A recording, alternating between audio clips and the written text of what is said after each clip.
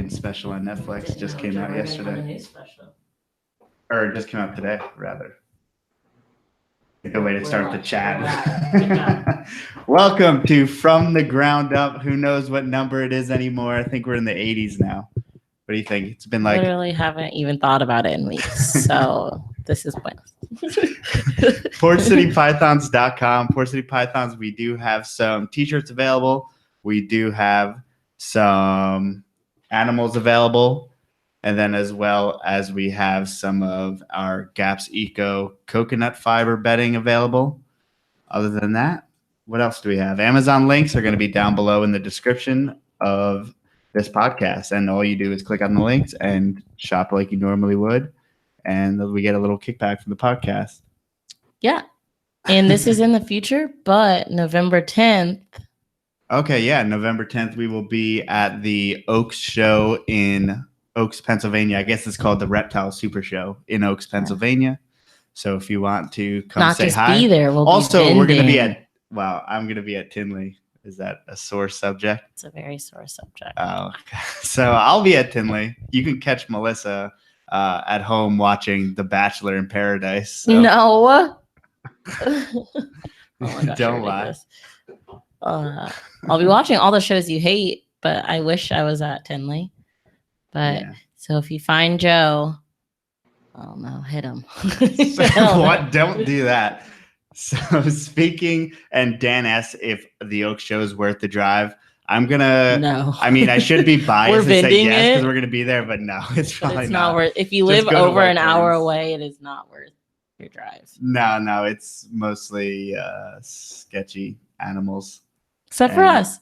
Yeah. Okay, this is a really long intro. Oh my God, yeah. Why are we rambling?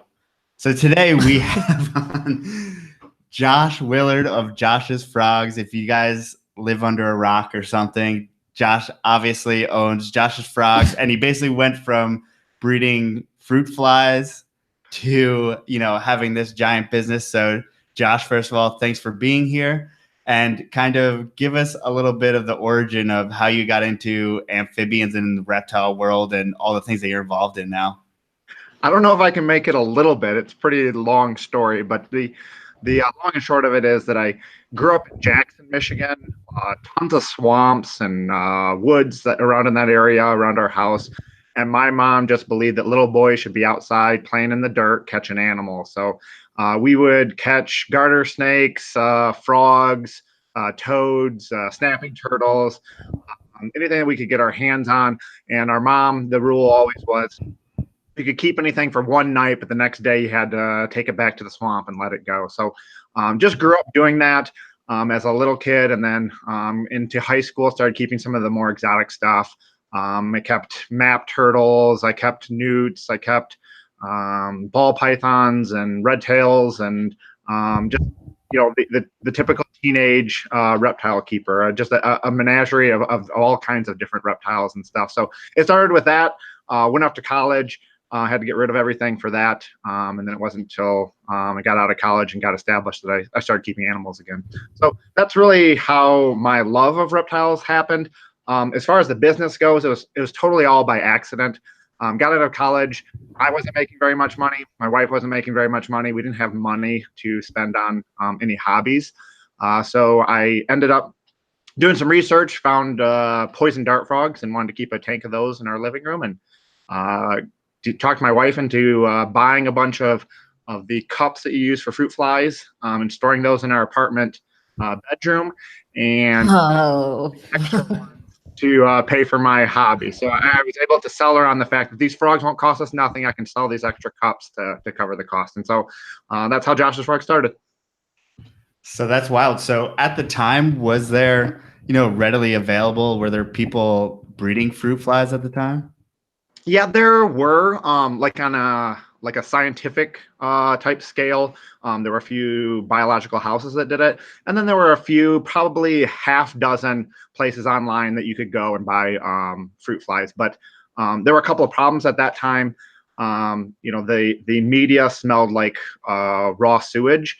And so you had people keeping a tank of frogs in their living room with a cup of just rotting nastiness that just made their whole house stink.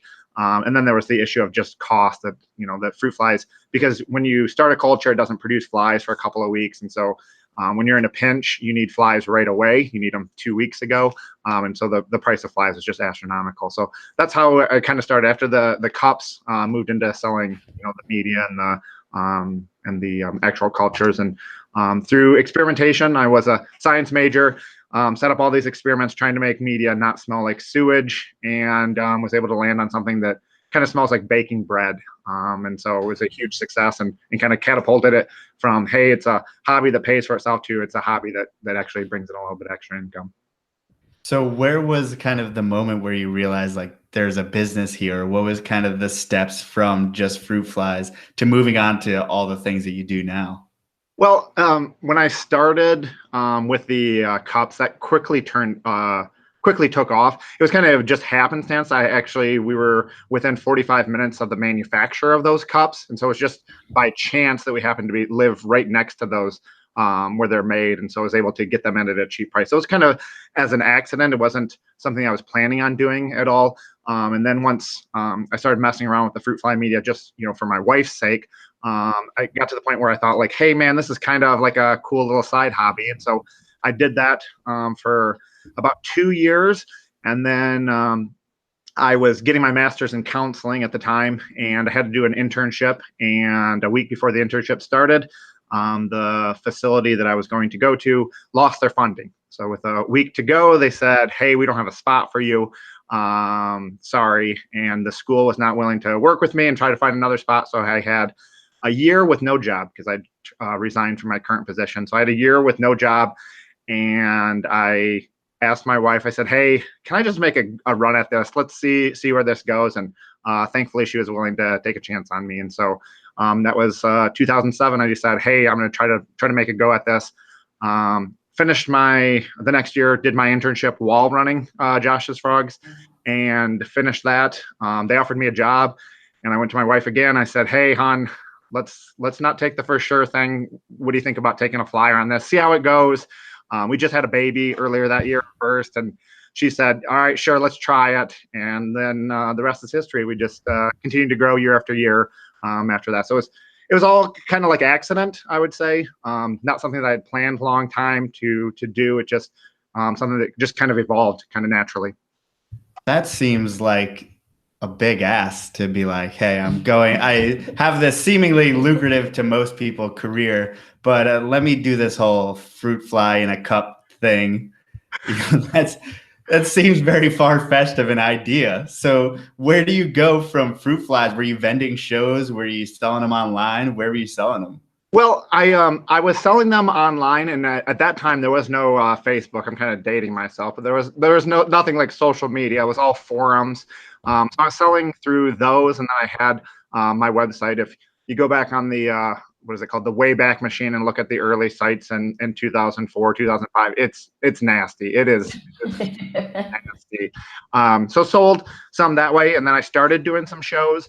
But personality-wise, like, I'm a big introvert. The whole idea of being at a show and hanging out with people all day on a Saturday just was not a good fit for me. And kind of luckily ran into somebody by the name of Zach Brinks, who's been with me since 2007, who really thrives on that relationship aspect of the hobby. And so was able to bring him on board, and he started doing a lot of the shows, and allowed me to work on some of the other stuff. And so that's really how we ended up growing from there. We were doing shows every single weekend, all year round, traveling around, just trying to get our name out there, and a lot of lucks along the way.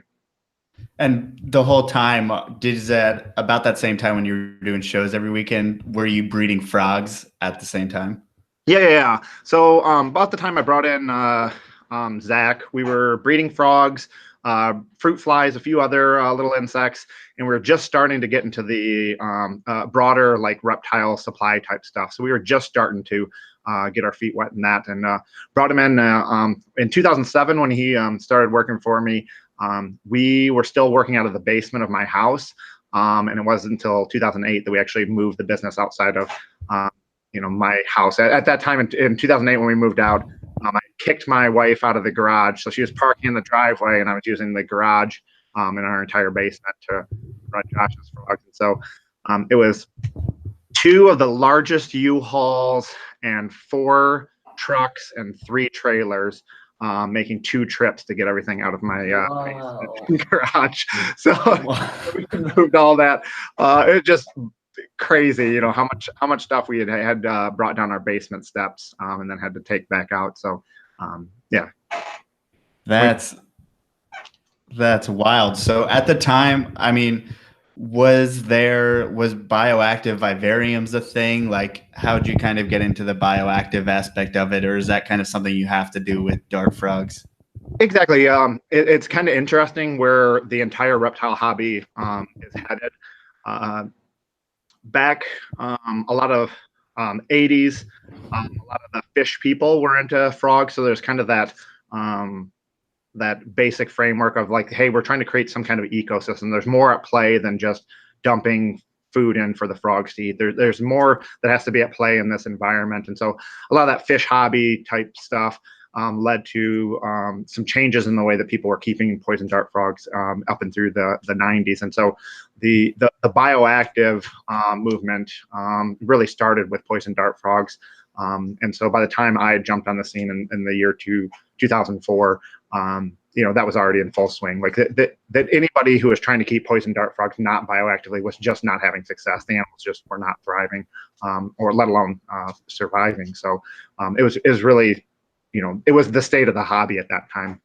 So it's been kind of interesting to see that coming full circle around the rest of the reptile industry, and that's the movement that we're going to from sterile enclosures to something that's a little bit more bioactive. But it's just really cool. Like, I don't want to get too off on a tangent, but go for it. And the way that in which we are even doing bioactive now is not really the full picture.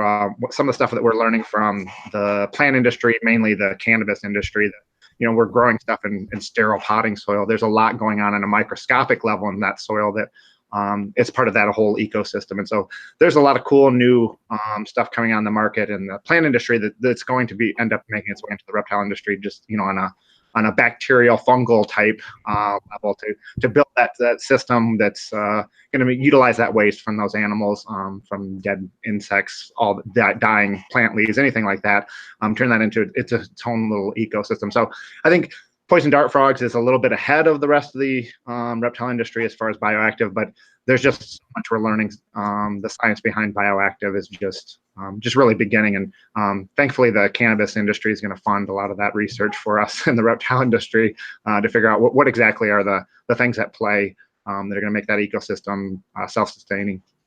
Yeah, that seems like we can't go a podcast without it coming up, the fact that people are having a negative attitude towards tubs and sterile enclosures now, and are slowly going to whether it's naturalistic or bioactive to a certain degree. I guess one thing of a concern is that our snakes pretty much produce too much waste to keep properly in a bioactive, or our plants are, they would rip out the plants immediately. So do you see that changing, or there's going to be some type of workaround that makes it more suitable for like our snake species?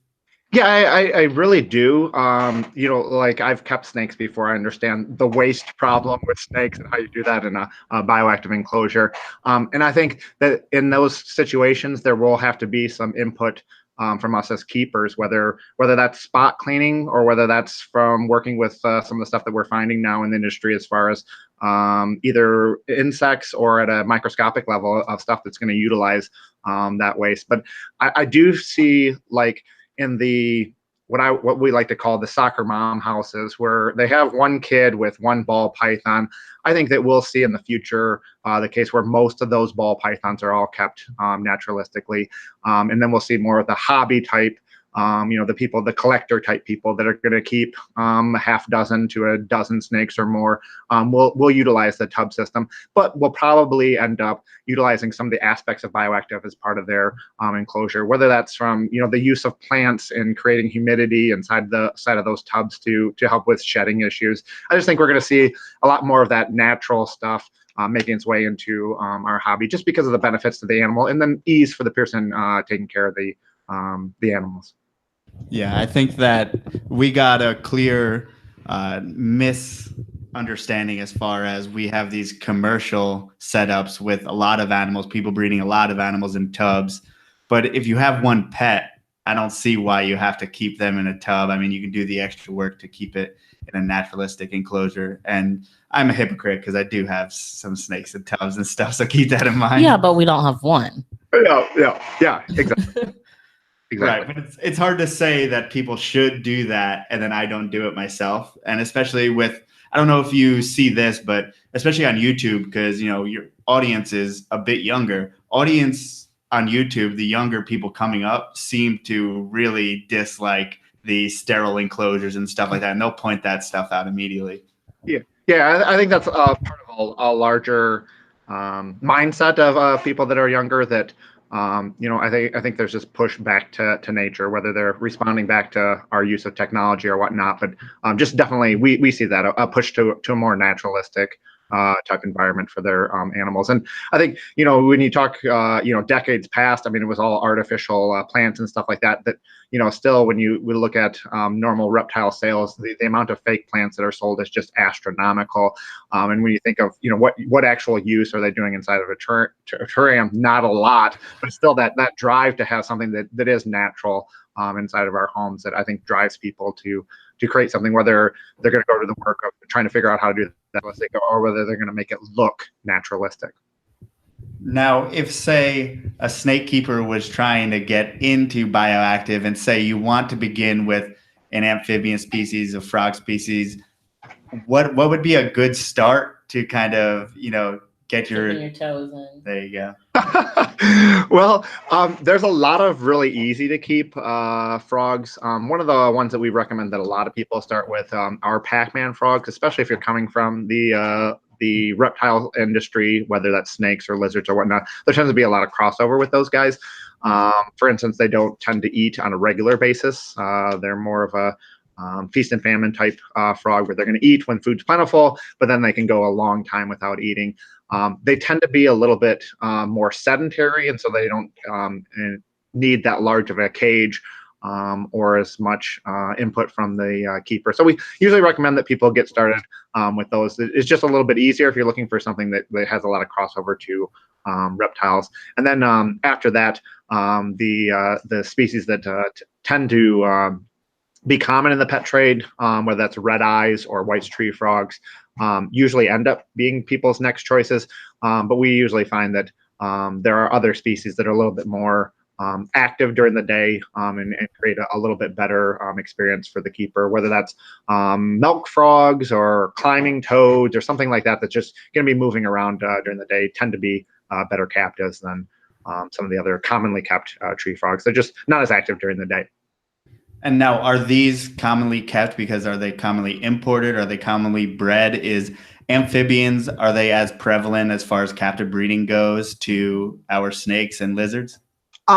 If I was to compare the snake industry to the frog industry, I'd say that there's much more of a reliance on wild caught frogs in the pet trade.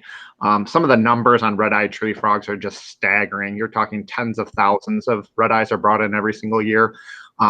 They can be bred in captivity, and there's been a lot of us working at that goal, but the scale to do tens of thousands of red eyes just isn't available here in the United States right now.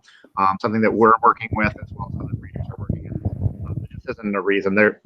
They're fairly easy to breed, and there isn't a reason for us to have to bring in those kind of numbers in from the wild. But I mean, when it comes to frogs, it tends to be a lot more work than other breeding other animals, and so I think as a whole industry, we've kind of shied away from that. It's just it's been easier and more convenient to bring in wild caughts as opposed to breeding frogs. And you have that extra tadpole stage that you have to care for animals. And so, to give you an example on a poison dart frog, from laying an egg to being for sale is about a 7 to 8 month process. And in other species in our hobby, there's just such a more shorter, less work to actually getting sellable animals. And so I think people have shied away from that.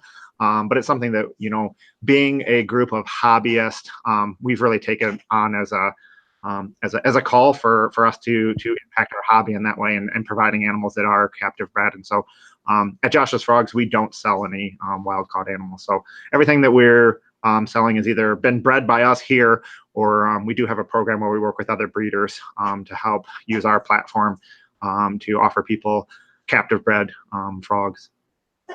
So that statistic you gave us on the red eye imports, is that something that's been consistent over the years? Is that something that's increased, recently?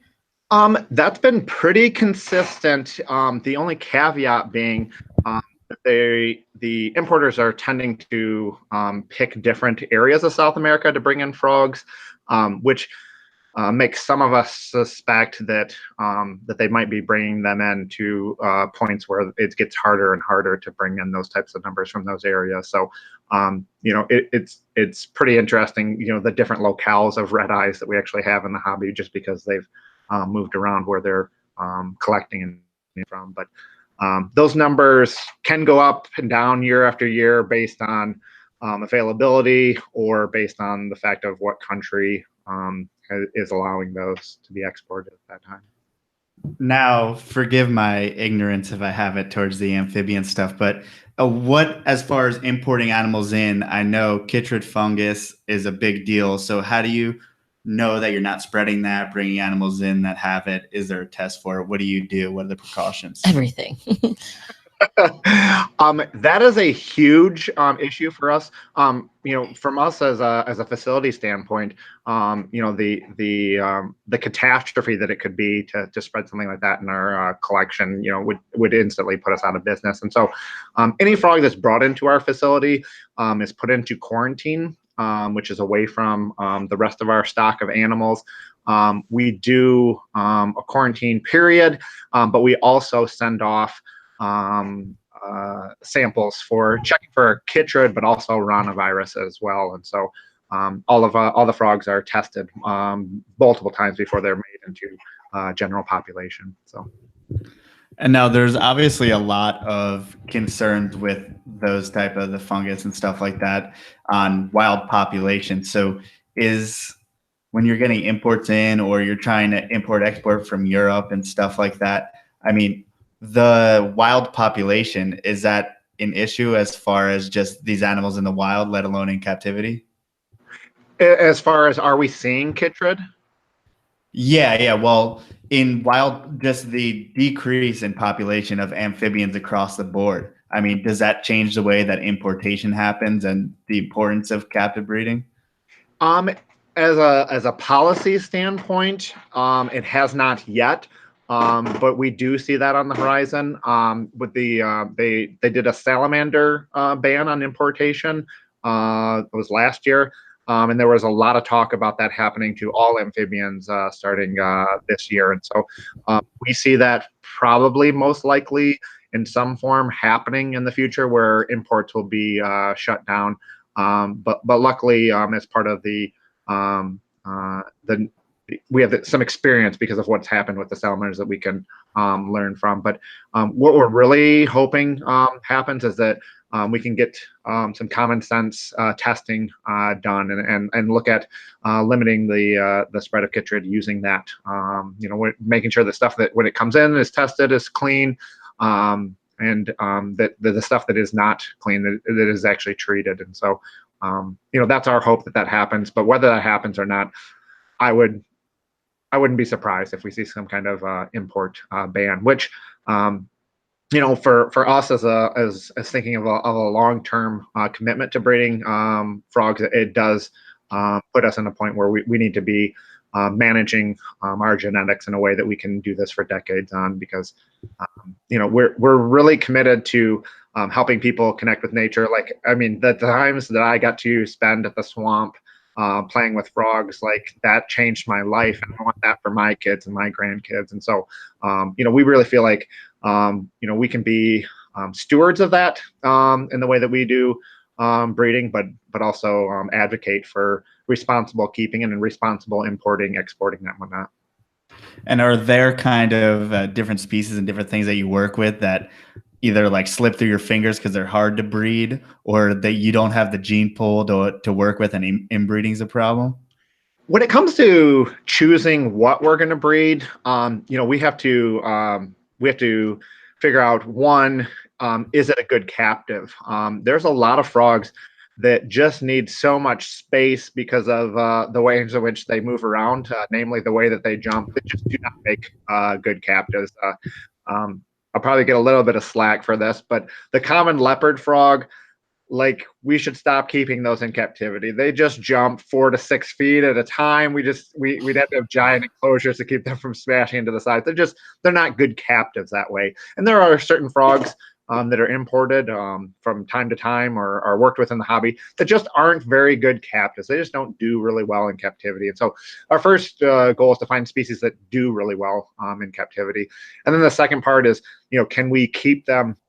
I'm sorry. And the other part of care has to do with temperatures. There are quite a few frogs that actually need to be kept below 65 degrees year round. And like, for the normal person to do that, even for us on a facility level, that's hard. But for the normal person to do that, we want those frogs to have a long life. And so some of those frogs are disallowed for that. The second part is, how easy are they to breed? We in the frog industry, there's I wouldn't want to call it a split, but there's some discussion around what role that hormones and chemical breeding should play. And so we've shied away from that, and we have chosen to do a more natural breeding cycle, which has been kind of interesting. It has led us to partner with other breeders and really address the issues of, like, hey, let's work together to figure out how to breed these guys more naturally, from working with other breeders on breeding techniques. But then now we've just started a group of tadpole, or what do we call it? Tadpole group that's just talking about different ways that we can keep tadpoles in a way that is a little bit more natural, that gives them a better leg up. If I really answered your question. Well, it gave me another question, because I have no idea what you're talking about with the hormone breeding. Yeah, thing. I was just about to say that. Chemical breeding. This sounds really sketchy, so you may need to explain that. There are cues that get frogs ready for breeding. I know in the snake industry that tends to be temperature. With frogs, it is temperature to some degree, but a lot of it has to do with barometric pressure changes. Has to do with food, whether it's plentiful or not as plentiful. And when it comes to, I would say, more the scientific community, they tend to be a little bit more willing and a little bit more, I guess the word would be willing to go more of a chemical route. So injecting hormones to get the females to start developing eggs. And so that has spilled over into the reptile industry. There are breeders that will use hormones to get the girls to drop eggs, rather than waiting for the right conditions or figuring out what those right conditions are. And so in the scientific community, a lot of that is this frog's going to go extinct if we don't figure out how to breed it, and this is an easy way to breed it. And and I'm all for making sure that these frogs don't go extinct. But I think in addition to using chemical hormones, we as a hobby need to be working together to figure out what are the ways in which we can provide the most natural care for these animals, so that she's dropping eggs because she's ready to breed and because she's healthy and she's happy. Exactly. I understand it in the scientific community, helping endangered species, but I just feel like that's just impatience in the hobby.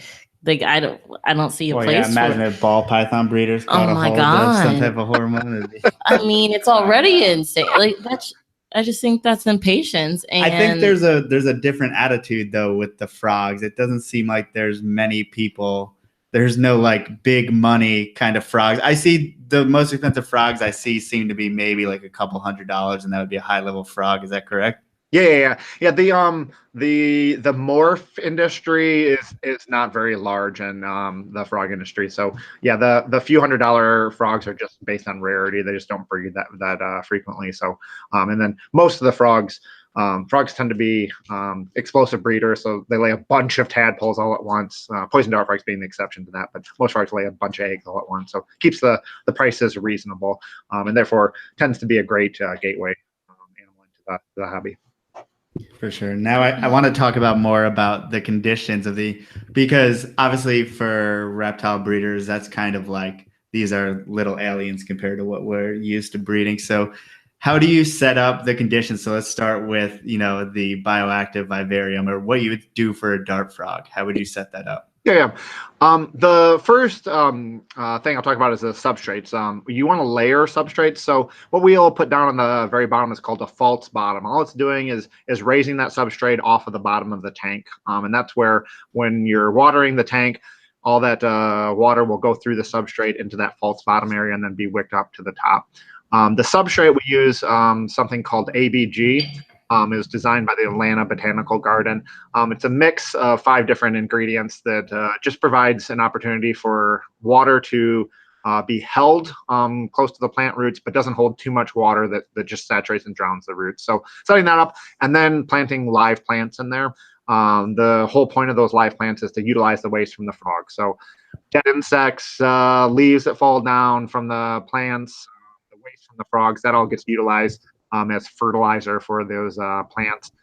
Then poison dart frogs are what are called leaf litter frogs. They live on the rainforest floor in between layers of leaf litter. So they're in between those layers, hunting for bugs and laying eggs and spending most of their time in between layers of that those leaves. And so we'll top off the top with the leaves, and then the other part that the leaves help with is keeps the frogs from tracking that dirt on the sides of the tank as they crawl around. And then the final thing is making sure that poison dart frogs need very, very high humidity, 80 to 100%. So getting rid of any screen top and doing a full glass so that you maintain that moisture. The cool thing about frogs is they're diurnal, but where they're at in the rainforest, they're not getting a lot of light per se, so they don't need any special UVB bulbs or anything like that. Just normal fluorescent lights for the plants. They're pretty easy to take care of. The one issue that we'll have on our end, as opposed to some of the snakes, is that poison dart frogs can't take very high temperatures. Anything into the 80s for any extended period of time is pretty dangerous. So normal room temperature is pretty good for those guys. So now I guess we kind of have to ask, because people like all the colorful frogs and we want to put all the colorful frogs together. Do we need to separate species when we're housing our frogs?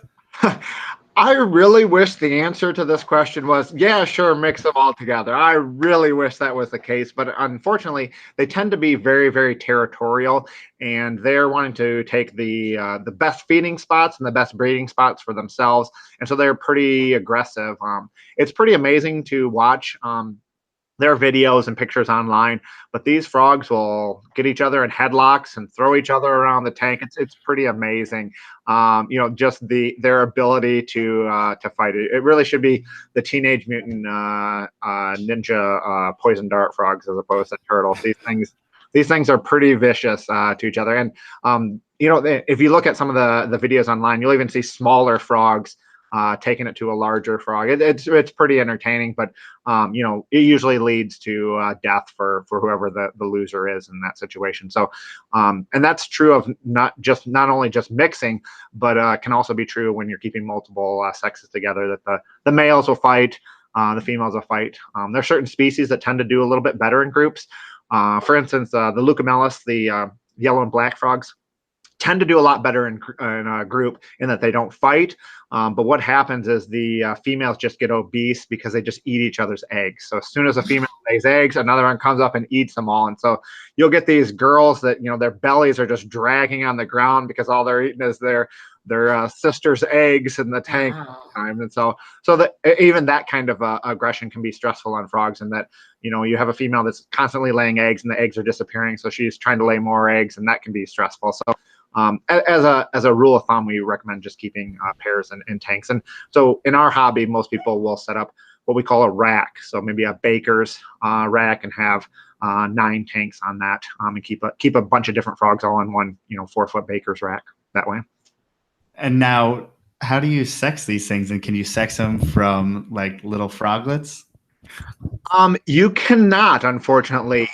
There have been some people that have theorized that they might not have a sex until they're sexually mature. That might be some environmental cues that would dictate their sex, which does have some anecdotal evidence that, like, man, you cannot tell if it's a male or female, and then all of a sudden they're a year old, and you're like, that's a male and that's a female, and you can tell right away. With poison dart frogs, the telltale is that the female's hips are a little bit spread. So if you look at her from the top view, she looks more like a teardrop, whereas the males tend to be more streamlined. Their hips aren't spread. There's also some back arch differences between the two, and then some toe pad differences. Males tend to have wider toe pads than females. But that teardrop shape usually is a dead giveaway that that's a girl that her hips are ready to lay eggs. So are you constantly, like, I don't know, tracking's not the word, but, like, if you have 2 snakes in a tub together, which obviously we're not saying you should ever have snakes, but if you happen to, I would be able to tell the difference between the two pretty easily. But I feel like with the dart frogs, I wouldn't be able to tell, but obviously I don't know anything about them. But how are you, or is it easy to, if you have a bunch in there, to be able to track who's over time? I think I would use the term easy figuratively. Like when you talk about the people on staff here that work with dart frogs, I mean, we have 60 years of experience now dealing with poison dart frogs, and we still get it wrong. So here at Josh's Frogs, we'll mark on tanks what we think it is, and then we track that tank to make sure once they've laid that, okay, yeah, that is a pair. And if they're not laying, we track that as well, and can we call it shuffling frogs, but shuffle frogs around. These 3 tanks have not laid. They're all the same species. Let's pull the frogs out, look at them again, and then try to rearrange Switch them all up. Yeah, okay. Yeah. Whether we got the sexes wrong or whether, for whatever reason, those pairs are just not compatible. They're not interested in breeding. So your ideal breeding would be, and keeping situation would be 1-to-1, 1 male, 1 female? Yeah. There's a lot of species that tend to be groups. For instance, like our terribilis, the poison dart frog that the natives are actually using on their darts. Those guys we keep here in groups. We do some trios every now and then, but if you're looking at the safest bet, it's always going to be a pair. So I've Googled like an idiot, like how do breed frogs, and they all lay eggs in different places and do different things. Like, how do you know set whose up babies or who? Well, that too, but how do you set up the enclosures so that the female can lay eggs where she's supposed to, and then like, how do you hatch tadpoles? How do you do any of this? We're so naive. The people that are doing poison dart frog care, it's their full-time job here. So they get really acquainted with the tanks and where the frogs are laying. We try to get the frogs to lay on a petri dish underneath a cocoa hut. It tends to be successful most of the time, but we do have a few tanks where that female is just not interested in that cocoa hut, that petri dish. So she's laying usually in this corner, or she's usually laying on this plant. And so the people that are working in those rooms, get acquainted with that tank and get to know those frogs, and can understand, like, hey, that's where I normally need to check for eggs. And so with poison dart frogs, they can lay once every week to 2 weeks during their heavy time. And so they've got their head in the tank, not only feeding, but checking for eggs on a regular basis. And is that petri dish, is that filled with water? No, it's totally dry. So on the forest floor, they're laying in leaf litter. So usually be leaf on top of another leaf, and they'll kind of hide their eggs in there. So what happens is the male will usually find a good spot to lay the eggs, and he'll start calling like crazy. She'll come over, she'll drop the eggs. He'll fertilize them, and then he'll usually come back later and actually urinate on the eggs to keep them wet, and also to keep them sterile. So Urine tends to be a little bit more acidic and fights off any bacterial, fungal type stuff that way. Whoa. Yeah, didn't know that one. So now we have process. So now we have a petri dish filled with pea eggs. What do we do? We pull the eggs pretty early. Our breeders are set up in 20-gallon tanks, but in that limited floor space, there's a large chance that one of the frogs is just going to trample the eggs in that time period. So we like to remove the eggs and care for them ourselves.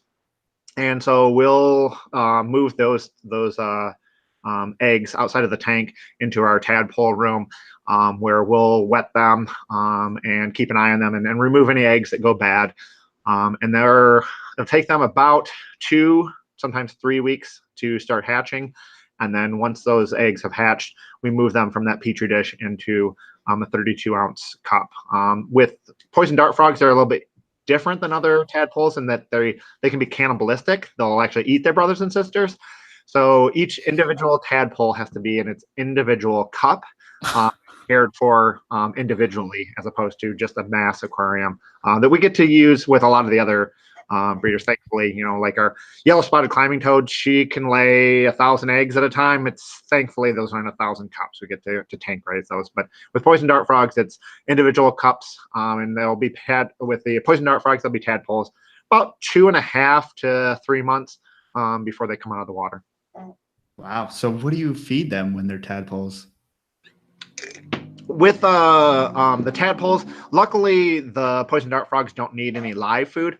It's actually a pelleted food that's coated that we feed them, and we've been feeding that for decades. Wow, that's crazy. I feel bad that we keep asking poison dart frog questions. Like, that's just the closest frame of reference I have to frog. Like, I know there's a million other frogs, but I feel like that's all I keep asking about. Yeah, because I don't really know. I don't know any other frogs. So sad. But a kind of smart question our friend Evan asked earlier. He said, how vital are the vitamin supplements? It is very vital.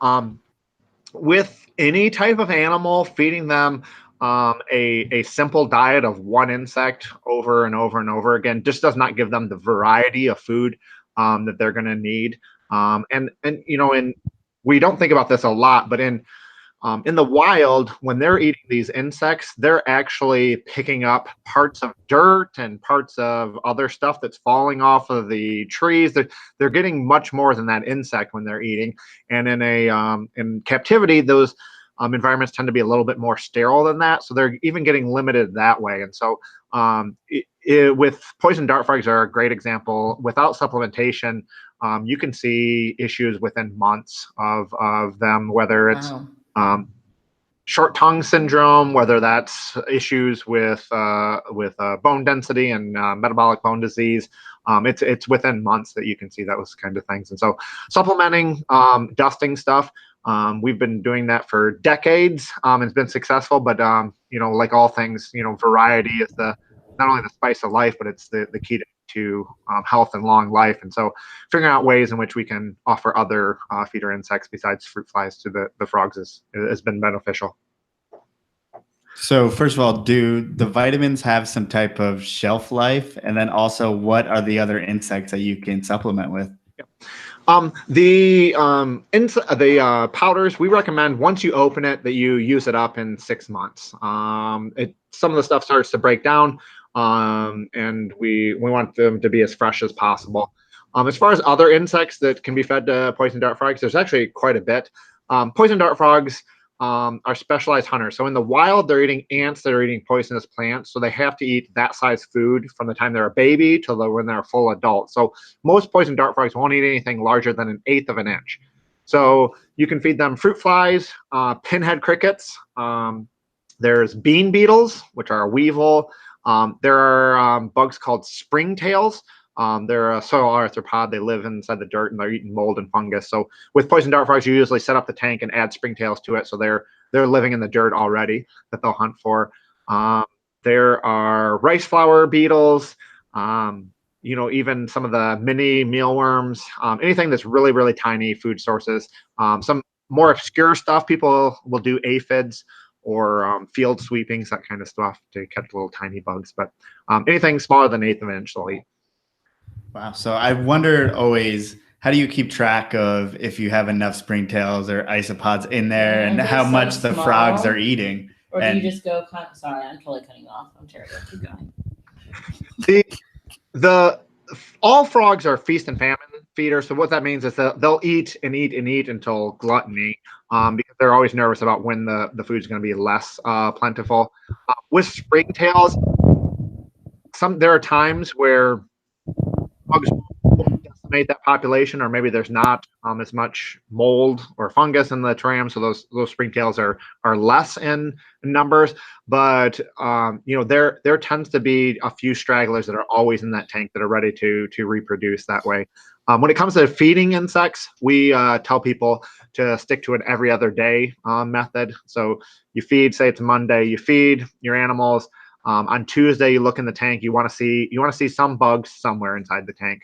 If you go to feed on Wednesday and you still see bugs in there, you fed too much and back off. So you can try to find this balance of giving them enough food, but still allowing them to hunt for food. So they're not just sitting there just getting obese by sitting there eating because they're nervous about when the food's going to stop. Now, how do you see, or what are the signs of an obese frog? Well, you will know. They tend to get very round and very plump. The whole key is that what you want to do is you want to get to a point where if you're feeding on Monday, on Wednesday when you look in there just isn't anything left. They've picked everything off. Okay. And now I guess let's go into the grand scope of things. I mean, how many frogs do you guys produce a year? A lot. Multiple thousands of frogs. The poison dart frogs have always been our staple, but we also work with a lot of mass spawners. Smooth-sided toads are a big thing for us right now. We'll produce thousands of those. So yeah, definitely into the thousands of animals that we would produce every year. And now, as far as business-wise, I mean, are your bugs and the things that you produce, are they just as important, like financially as a business, as the frogs are? Yeah, it's kind of interesting. For Josh's frogs, animals, as many as we do produce here, are probably a single-digit percentage of our total business. So when you think about it, when we sell a frog, we have to sell all the stuff that you need to take care of that animal, but also the ongoing food needs for those animals across its entire life. And so, in our model, the frog is just the gateway to keeping a customer on a long-term basis. So the other stuff, the bugs, the plants, the substrates, the tanks, all that kind of stuff ends up being a larger part of our business than the actual frogs do. Yeah, it's not fair. With frogs, there's a rabbit hole that you can go down. With snakes, it's like people give me a Sterlite tub, a newspaper, and a water bowl, and that's pretty much as far as people go. There's all the supplies that people sell. A little bit, but yeah. What do you mean? People's whole business is reptile supplies. No, absolutely, but it is different. It is different in the frog industry than it is in the reptile industry. There's a lot more stuff that goes along with it. Yeah. Now, how, as far as running like an online business, like I ordered from Josh's Frogs and it was shipped like 2 hours later. And I was like, how the hell does that happen? So how do you, basically from a business standpoint, a lot of us work obviously alone. Mm-hmm. And how did you go from one to Zach to where you are now? There was a point in Josh's Frogs history where I had our newborn infant on my chest and a baby, I call them baby Bjorns, but baby Bjorns. And I was on the phone with a customer while I'm packing an order, doing everything myself. And it just got to the point where I couldn't do that anymore, and a point where I realized that there are probably people that could do the parts that I'm doing way better than I could do it. So it wasn't just Zach, but some of the other key hires have now become department directors here at Josh's Frogs, running large portions of Josh's Frogs. So we grew by every time we could no longer manage to get out all the orders, we hired a new person. And as you know, when we ran out of media and couldn't make enough media, we added another person. And when we, you know, couldn't feed all the frogs before the lights turned off, then we hired another person to do that. And you know, we got to the point where we put people in leadership positions that could say, hey, you know, in 6 months we're not going to be able to feed the frogs before the light goes out, so let's hire somebody now and prepare for that in the future. And so I've been really, really lucky to have people that are just really committed to this hobby and our you know, and our reliance on breeding poison dart frogs and other frogs that have been really passionate about that. And so been really lucky in those regards that people have taken ownership for the parts of Josh's frogs. And you know, it's I like to joke all the time when somebody, you know, comes up with a new idea, like, yeah, I never in a million dreams dreamed that we'd be doing that as Josh's frogs. And it's just really cool that the people are passionate about helping people connect with nature and taking upon themselves to use Josh's frogs to do that in their own little ideas. Now, I don't know exactly where you are in Michigan, how it shakes out, but I mean, how many qualified reptile people are there? Like, where have you found people knowledgeable enough, or do you teach them? We do a fair amount of teaching, but we, you know, when you talk about like our bug department, like we have entomologists that'll come from states over to work at Josh's Frogs, because they really feel like, you know, most entomology students, entomology is the study of bugs. Most of those students are taught on how to kill bugs. Like their whole job when they get out of school is to figure out how to rid greenhouses of bugs. And so a lot of those guys or gals are really passionate about bugs, and this gives them an opportunity to say, hey, you know, instead of killing bugs, you want to breed some tarantulas or assassin bugs or work with millipedes.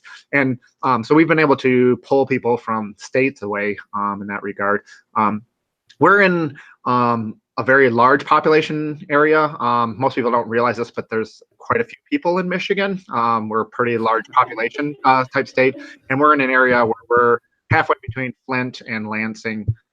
There's easily hundreds and hundreds of thousands of people, 4 of us.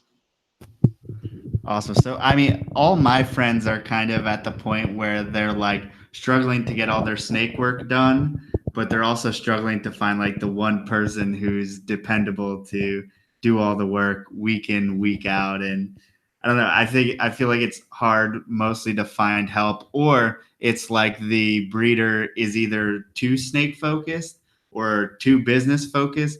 Like, what does it take to be successful as far as like the reptile knowledge or amphibian knowledge and the business, and how do you balance it? Yeah, it really comes down to finding a good team, like finding people that complement, that in my case, that complemented me really well, that had different strengths and abilities than even I had. But also, I think the biggest part that has helped us grow has been uniting around a common vision or mission for us. So, you know, we really feel like we're helping to shape the future of our hobby, especially when it comes to frogs and our reliance on captive breeding. That, you know, that 10 years ago, the frog market looked different than it looks now, and that we had a part in that. And I think that drives people to be passionate about their job and seeing that as part of the bigger picture of what we want to accomplish. And so giving people that passion, so it's not, hey, you know, you're just doing this menial job of feeding these frogs and taking these eggs out, but to connect them with the greater mission of saying, hey, you're taking care of these frogs in a way that gives them a long, healthy life, but also allows other kids or other adults to experience what it's like to keep a frog in captivity and maybe turn their phone off for a few minutes and actually look at something that's a little bit more alive than what they're currently doing. And so I think connecting people back to that mission has been really successful for us here, and really what drives our growth. And how do you find a way to balance the welfare of the animals with business? And usually with snakes, we see it go one way, but maybe it's different with amphibians. I think we've been really blessed, and that the people that work here really care about those animals, and care about the long-term health of those animals, and are set up in a way that we are just keeping each other accountable in that way. That anybody from our newest employee to somebody who's been here years can say, hey, things are not right in this area. We need to change these things. And then that's well received. One of our biggest things here has been relying on integrity. And so we have a policy that from my standpoint, from any of our directors down to the lowest employee, when we make a mistake, we let everybody know about it because we want to learn from those mistakes, but also we want to set up a system in order to keep those mistakes from happening. So, it's not uncommon for me or for any of the people on our team to say, hey, we really messed up in this way. We're not providing great care for our animals because I made this mistake, whether it was I forgot to miss these animals on this weekend or whatever it is. And so we've done a good job of creating a culture where people actually are really compassionate and really care about these animals because that's their mission, their purpose is to really connect with those animals, and they're really taking ownership for that they feel like, hey, these guys are my responsibility. They're my not just job, but they're my mission. It's pretty inspiring. I don't know, this all sounds good. Okay, so there's a lot of questions from the chat that I want to catch up on. So our friend Gustavo asked, do you carry samurai Pac-Man frogs? He says he's finding that they're hard to find lately. Yeah, the Pac-Man industry is kind of I don't know if the word's fluctuating right now. It's changing, I guess you could say. It started with not very many Pac-Mans coming from overseas to now a point where there's just a lot of Pac-Mans coming in Asia. And some of those different morphs are I guess the best word is fluctuating. So there'll be a lot of samurais, and then there won't be a lot of samurais. And I think that type of that part of the amphibian hobby just isn't really big. That whole morph type isn't as big as it is in some of the other industries, and so those tend to fluctuate quite a bit more on the amphibian side than they do when considering snakes or other reptiles and amphibians. Okay, so I guess you just have to kind of wait till I come back in fluctuation. Exactly.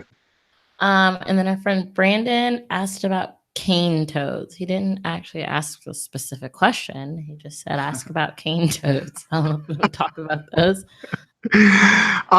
There are quite a few large toads that are just really cool animals.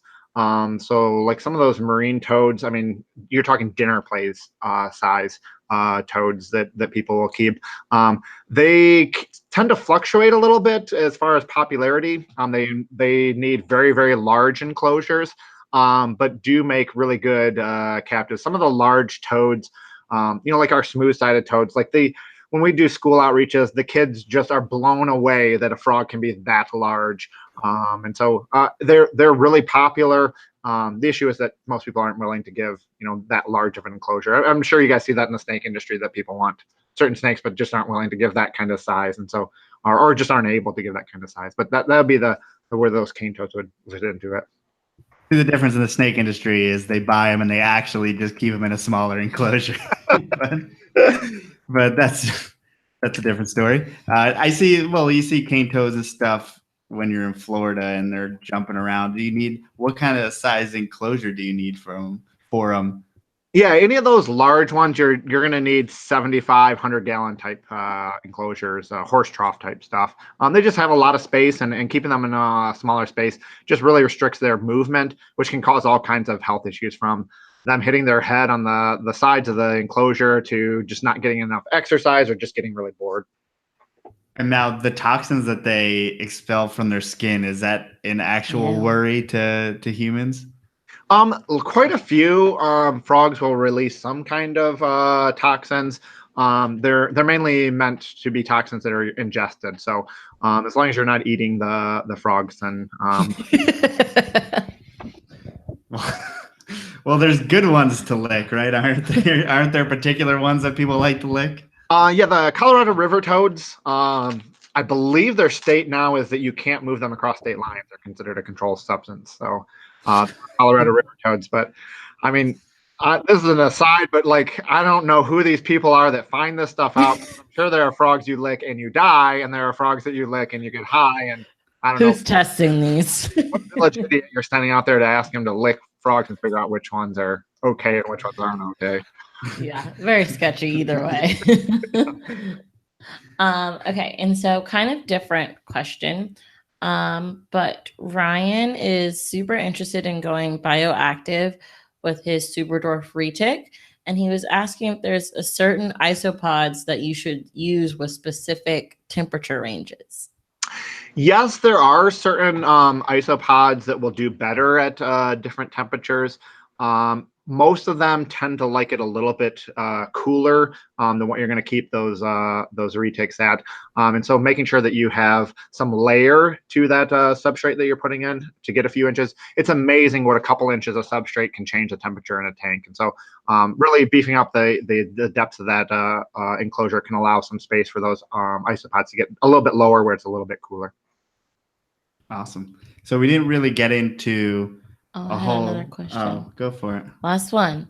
In the random fire questions from the chat. Yes. This is why people like our show, because we answer their questions. Well, our guests answer their questions.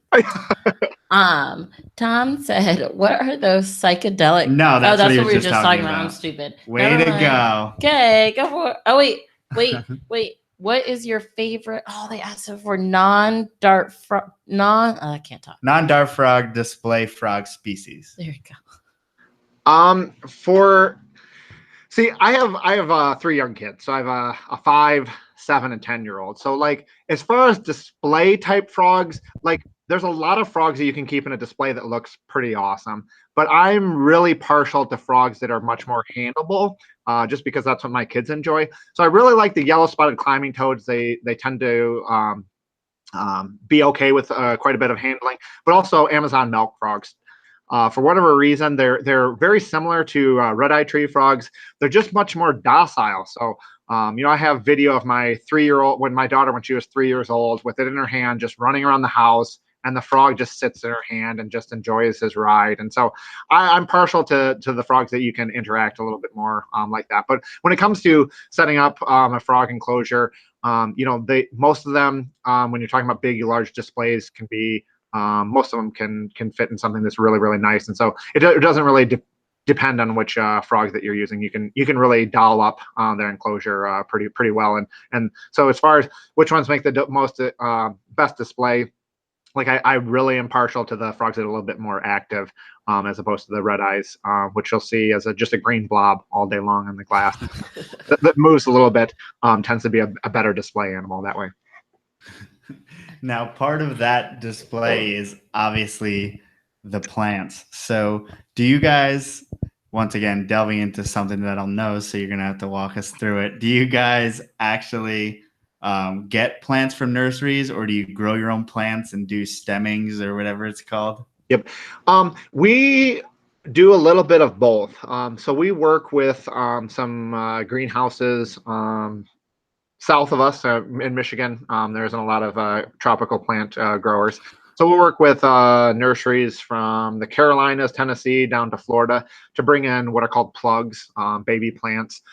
We also do a fair amount of propagating here. We own a greenhouse that's about 45 minutes away from here, where most of our propagation happens.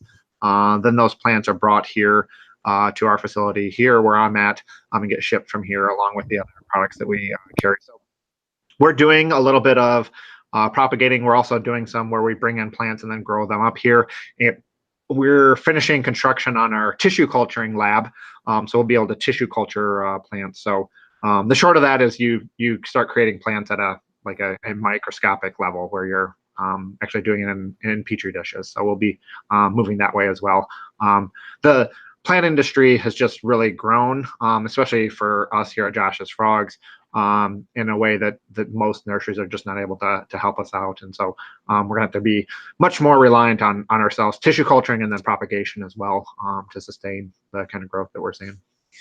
See, we have a local kind of pet plant store here that does dart frogs, but they really make all their money on the plants. Do you see more people buying plants just as house plants, or most of the people buying plants from you for vivariums? Yeah.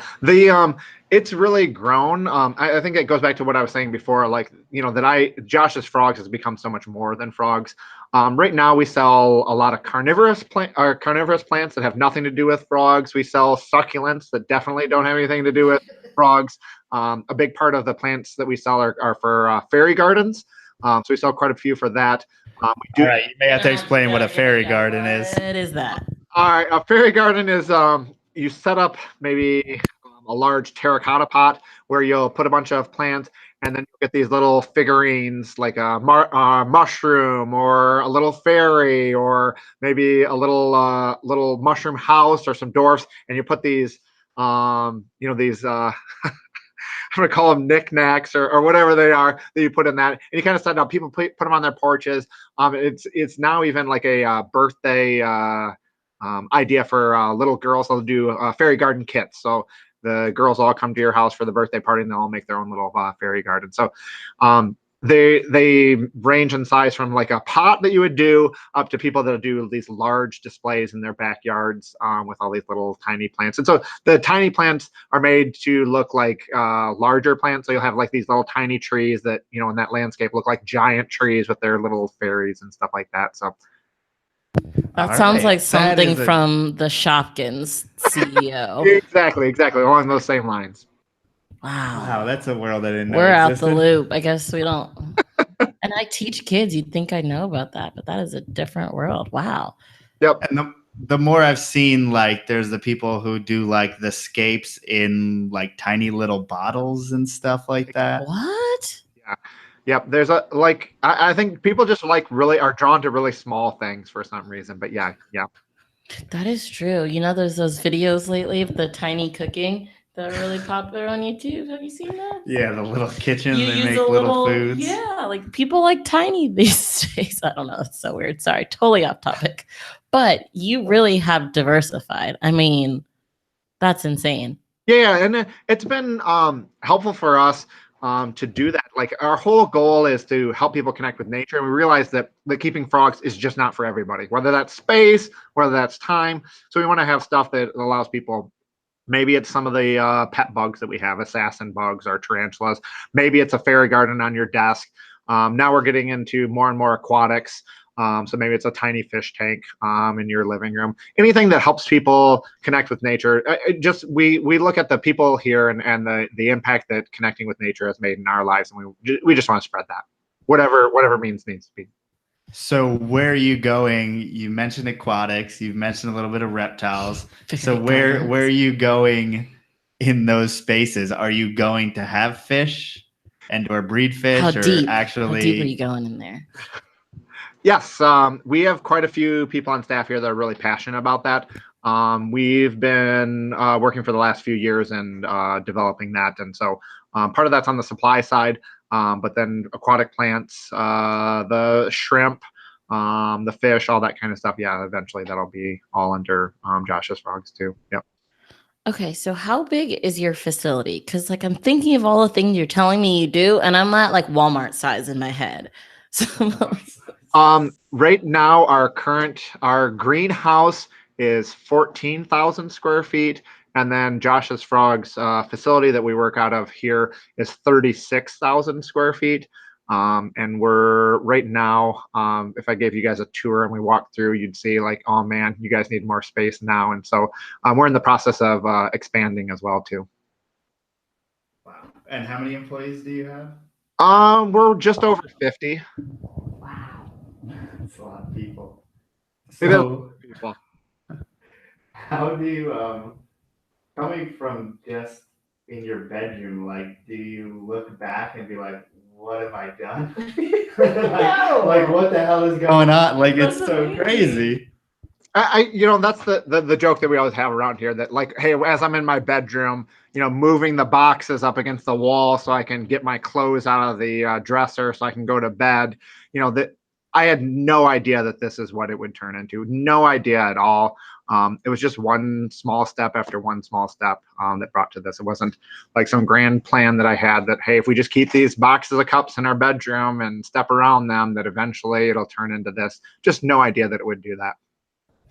And what's crazy to me is how you've become an expert in so many different fields. And I think that's partly because of who you are and running the business, but also realizing how much goes into with frog. You know, like with snakes, you obviously become an expert in morphs and snakes and stuff, but he's an expert in all these different soils and all the different bugs, you know. So much more involved. Right. Like we don't have, I mean, we can be an expert and all that, but we don't have to. He like has to. And he's not just like a novice in it. Like you're like an expert in all these different Any idiot things. can breed a snake. That's I don't know, like, Well, that's the thing. Like, I'm not an expert in all this stuff.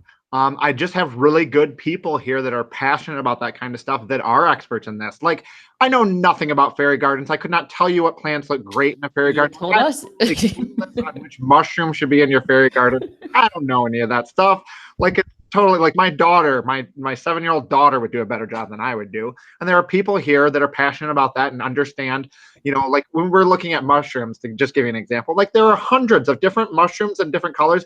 And the people here are like, that's the mushroom that people are like, that's the one that looks the best.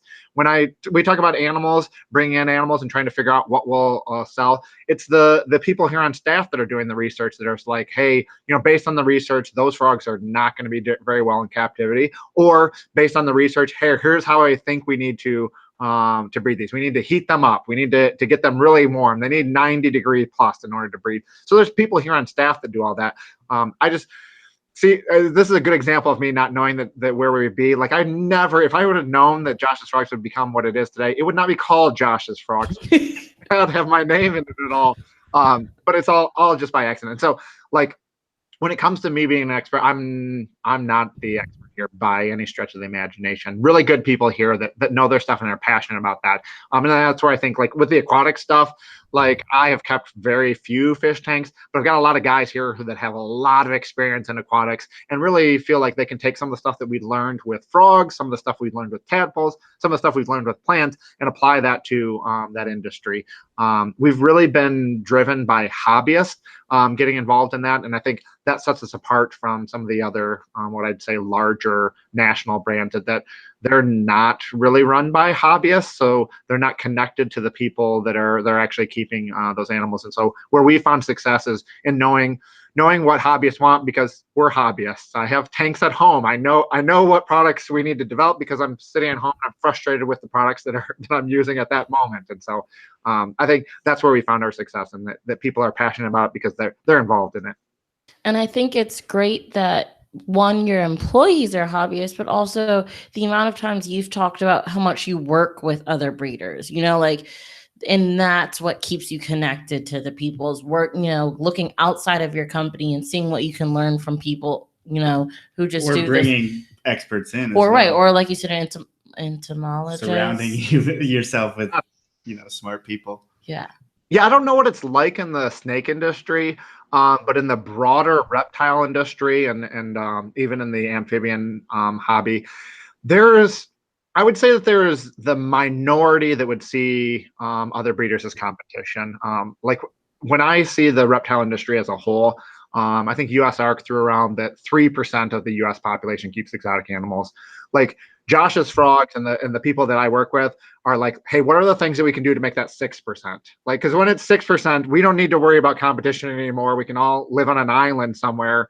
You know, like if we can just get it to 6%. And so I think that might be a little bit different in some of the more specific, like maybe ball python, you know, like the market is just saturated with a bunch of breeders, so they don't work together. Whereas I feel like the broader reptile industry says, okay, we could be a lot larger. Let's work together and figure out how to grow this hobby, as opposed to trying to who can sell the most red-eyed tree frogs or who can sell the most poison dart frogs. We're really interested in growing the hobby. And so we've been really lucky to find other people and other business owners or other hobbyists or other breeders that are just really interested in growing the hobby and how we can work together to do that, because that's our goal, is to not steal customers from somebody else. It's to grow the hobby. How do we make keeping frogs so easy that a soccer mom can figure out what she needs to buy and put the tank together for her 8-year-old son? That's what we're about. And I'm not interested in competing with other people. I want us to all grow. And so in our experience, that's been the case, that most people are in this industry are more than happy to work together to do that. Yeah, and it is mostly in our case as well, because we don't work with things that are more competitive. If you say the amount of people who keep Boland pythons, they all talk to each other because they want to unlock the code. They don't care who does it. They want it for the future, for the animal, for the breeding and stuff like that. So it's not competition driven. It's, you know, the animal, which how it should be, I guess, is the animals first. Yeah. The last thing we want anybody in this hobby doing is cutting corners to compete with somebody else. I mean, that does nobody any good. We really want to grow the hobby. And so the more we can do that, the more we can partner together, the better. Yeah, I think even like some of our customers are surprised. They'll see us at a show and, you'll have competitors all sitting around talking and joking around, and this almost a shock, like, hey, you guys talk to each other? You're like, yes, all the time we talk to each other. Now there's obviously, as such a large company, like you said, there are a bunch of them that get far from what the hobbyists themselves, and like obviously you guys still go to shows. Obviously you're still on our podcast right now, which, I mean, we're not some huge place for you to be, but it's like, what are some of the things that you do to stay involved? Oh, that's a great question. When it comes to like our show schedule, we do not have a show team that does our shows. We like to send people from all over the company. So for instance, for Tinley Park, we'll have 10 people from our company that'll be heading to the show. We have people from shipping that'll be vending. We have animals, people from bugs and plants, and people from customer service. So we really like to take all of our employees, get them interacting with people that are actually using our products. I think it just allows them to see the bigger picture of the specific job that they're doing and how that impacts hobby and how that impacts people outside of our company. And so we've used shows to get people to be interested in that. We also we have a policy that any supplies or feeders that any employees need is all done at cost. So whatever it costs Josh's Frogs is what it's going to cost you to get. We also give away quite a few animals to employees to get them involved in that, because we want, if you're a customer service agent and just came to Josh's Frogs because you're into customer service, we want you to keep some animals because we want you to be connected and be passionate about what we're passionate about. So I'm always surprised at the people that come in, and I think, I don't know if that person's ever going to be an animal person, and then I find out that their living room is overtaken with chameleons and frogs and all this kind of stuff. It's just kind of interesting. I think what we're trying to breed is that people that come into Josh's Frogs, they should be involved in the stuff that we're involved in, and find connect with that mission. Well, you have just talked so amazing about your work or employee experience. We have some people who are interested in possibly working. The chat wants to know, are you hiring? And like, what kind of experience do you need? Well, we have quite a few different departments that are hiring. Right now, we're hiring in customer service. We need another agent as we gear up for winter. We're hiring in the plant department. We're hiring in shipping. And we just finished hiring in insects, but there will be some animal hires that'll be soon. As far as experience, in the animal areas, we really like people that have had experience keeping some animals before. When it comes to the other areas, plants, people that just are passionate about plants. But when it comes to customer service, shipping, any of those types of jobs, the experience isn't so necessary as your willingness to be part of the culture that we're building here. And so that's just more important that way. If I don't know if you guys have show notes or whatever, I could show a link to our application and whatnot, so people can apply if they're interested. Yeah, we'll put it down in the description. Yeah, just message it to Joe. All right, I can do that. Cool. Different area, but Evan asked, do you guys sell Mist King systems? Yes, we do. We carry Mist King systems, and we also carry the Exoterra Monsoon. And then we do the Zoom Ed version as well. So we do carry all of those. And the cool thing is we have people on staff that have set up those systems before. I know sometimes there's a little bit of apprehension about like, hey, how complicated is this? one of the things that we really pride ourselves on is having a team of people that have experience using those products, fielding questions and answering phone calls. And so, I think sometimes there's a little bit of apprehension that it seems really difficult to set up. It really is not that difficult to set up, but we can hold your hand through that as well too. Awesome. Okay. I felt like you had a question. No, I was just going to tell you that that's all the chat questions. Okay, we did it. Oh wait, no, I lied. Sorry. God, it's all over the place. But the statistic you said about 3% of the population keeps exotic animals. Brandon wants to know if you know anything more about that number of, like, I doubt you know this, but like birds or exotic mammals. I'd have to go back and look, but I was under the impression that did not include those, that it was simply what they were trying to do is say, hey, this is how many people are keeping exotic reptiles and amphibians. Damn, Yeah. 3%. That's crazy that 97% of the U.S. population does not keep exotic animals. Like, it could very easily be 10%. And you're talking about 3 times our industry. That's insane. Right? You would think the amount of people that, I believe it's something like most of the population lives within cities and therefore live in apartments, and therefore it's so much easier to have a dog or to have an exotic animal, a reptile, amphibian, than it is to have a dog. Yeah. I guess it's the stigma and stuff that's stopping people from keeping these animals, or is it the ease of keeping, or they just don't know how to keep it, they don't know where to start? I think you're right. I think those two things are at play. I really think like the stigma is a lot smaller than what we actually realize. Like I'm always shocked at when we do school presentations. A lot of times some of the parents will join in, and like how few people are actually fearful of some of what we would consider the most scariest of the exotic animals, large snakes or tarantulas. There isn't that much fear that we're seeing when we're going out into the public.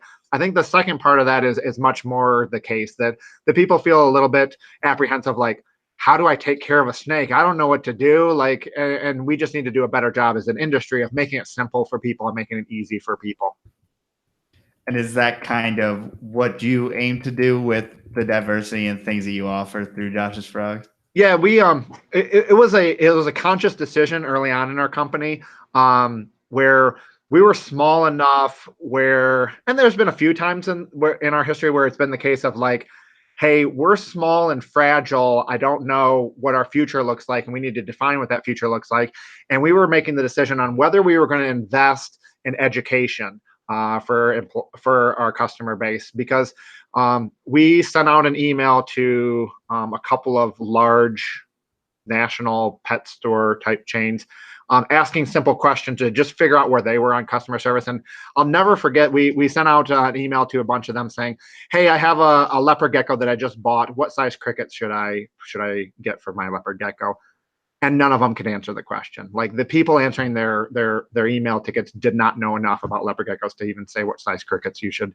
And we made a decision at that time, like, hey, it's going to cost us a lot more money to staff our phone with people who understand a broad range of reptiles and amphibians, to have actual phone support for questions like that. It's going to cost us a lot of money, but that's going to be our differentiator. But that's also going to be the mission that we have. Like, hey, we want to make keeping reptiles and amphibians easy for people, and we're going to live and die by that. Like, if that business model is not effective, then Josh's Frogs is going to go out of business. But we're going to go out of business trying to do the mission that we set out to do, and making it easy for people to connect with nature.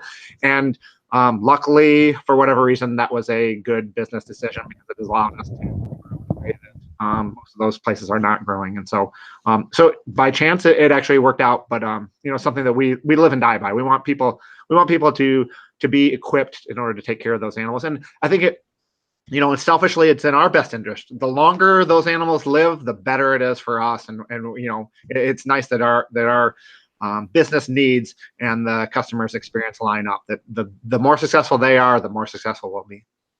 I think it's so important because we spend so much of our time on social media. People pretty much reach out to you about animals that they got from elsewhere that they can't basically ask the person what to do with. And it's so frustrating. And it's such, like, why would you waste your time in the hobby? I understand why it happens in big box stores, because there's just only, I guess, so much what you can do with a minimum wage employee. Right. But like, how do you, as you get bigger, how do you make sure that is that just a side effect of size?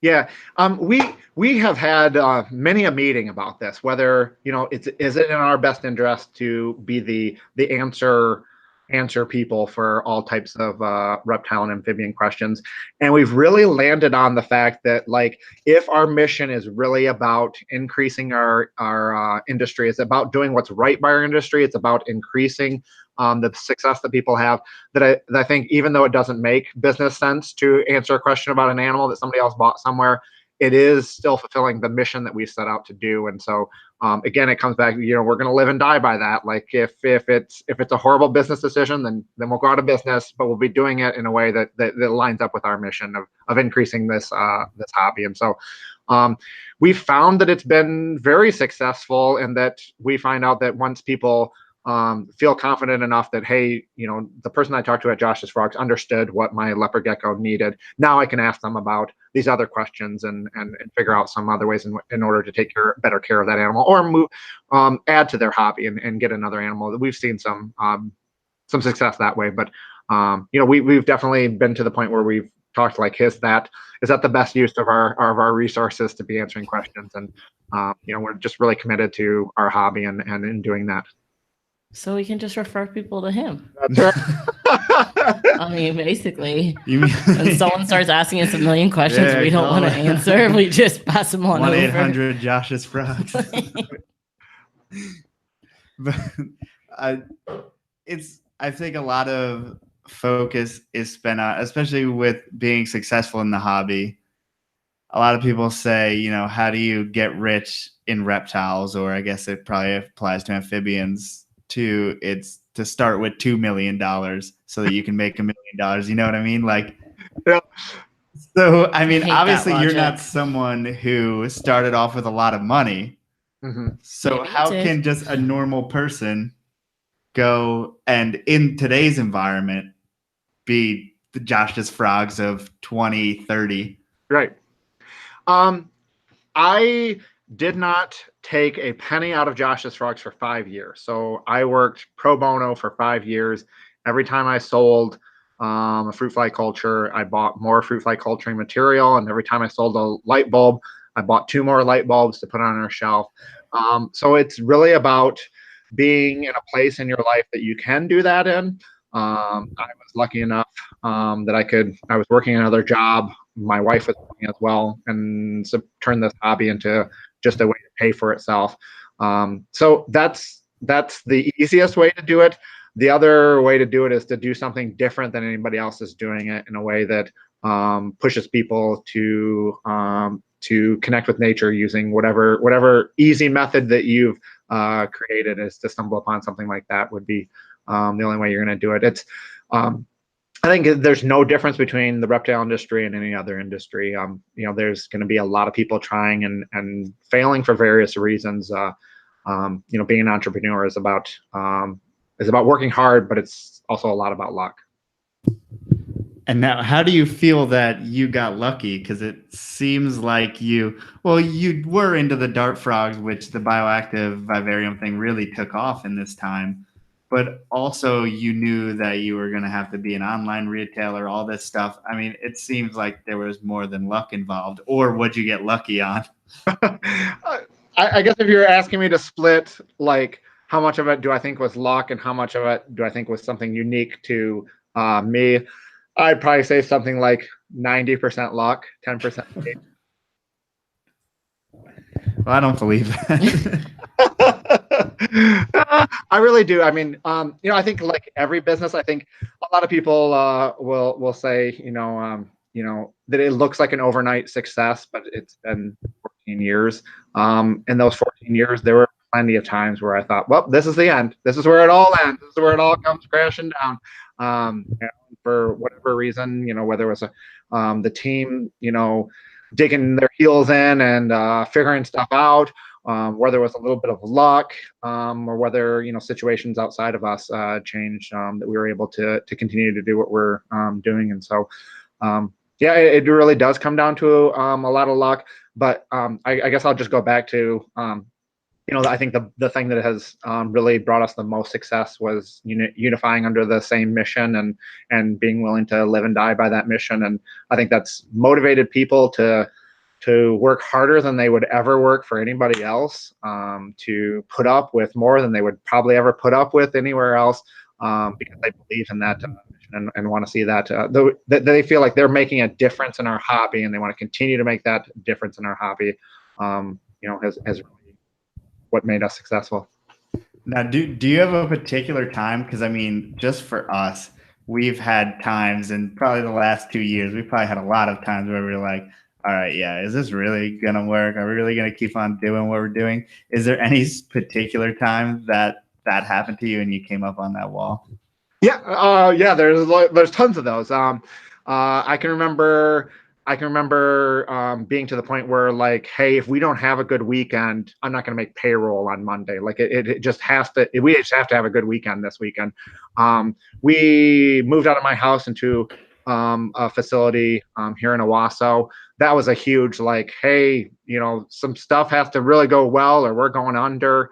When we moved from that facility over to our current facility, and realizing, like, I can remember signing the lease on our the building here, and realizing that, like, if Josh's Frogs does not make it, they will come and take my house. They'll take everything I own if this does not work. And so, and being able, at Josh's Frogs, we do an open book policy. So all of our financial stuff is available to all employees, so they can see how much I make, they can see how much profit we had, how much revenue we had, they can see all that. And that's really, I think that's helped us to say, okay, we're taking a leap of faith to move into this larger building because we feel like this building will help us fulfill our mission that we want to do in a bigger way. And we're going to have to work hard, and we're going to have to figure stuff out in order to make this work. And it's been successful that way. What kind of advantage does it give you to have every employee know what you're making, what you're doing? Oh no. Wait, give me 1 second. You're muted for some reason. What did I do? Clicking a bunch of shit. Cancel. Okay. Now you're on. Now I'm on. So say your question again. So what kind of advantage does it give you to let everyone know each other's salary and your salary?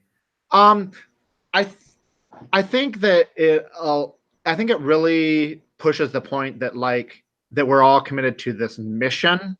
I think that it rallies us around that instead of a relationship where it's Josh against the employees. Like, I feel like a lot of the places that I worked, a lot of the places that my friends worked, it's like work is about two sides. It's about leadership and the employees, and like who can one up one another, and who can do the least amount of work, or who can benefit the most from that relationship. And I really just wanted my relationship with the people that report to me, and the relationship among the people, to be one about fulfilling the mission that we have, and working together for that. And that the way in which we do that is that if we're successful, all of us are going to be successful, that we're all together on one team. And so I've said it multiple times, like, if it ever comes to a point where it's Josh versus the employees, like, I'm done. Like, I don't want to be in that environment. I want to be in an environment where we're working together as a team, and we're building Josh's Frogs. And so I think it goes back to what I said. Like, if I had any idea that we'd be right here, it would not be named Josh's Frogs. That was the biggest mistake of my life. I would rather not have my name on the company, and rather have it be about something that we're trying to accomplish as a team, as opposed to something that I'm specifically trying to accomplish myself.